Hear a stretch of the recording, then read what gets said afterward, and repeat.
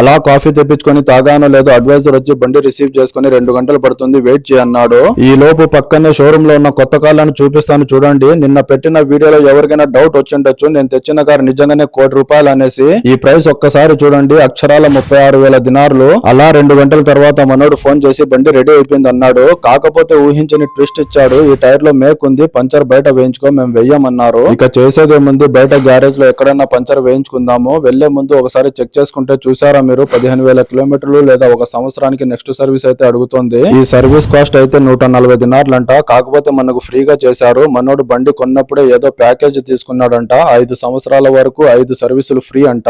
బయట గ్యారేజ్ కి పోతే వీళ్ళు బలిసినోళ్ళు అనుకున్నారో ఏమో తెలియదు గానీ టైర్ మొత్తం ఊడపెరికేసి పెద్ద పంచర్ వేయాలా అని లోపల స్టిక్కర్ అంటించి 4 దినార్లు అయితే దొబ్బారు. పంచర్ కూడా వేయించుకొని ఇంటికైతే చేరుకున్నాను. ఈ బండి సైడ్ లుక్ చూస్తే ఆడి అని తెలుస్తుంది. కాకపోతే ఈ బండి పేరేంటో గెస్ట్ చేసి కామెంట్ అయితే చేయండి. Thank you for watching.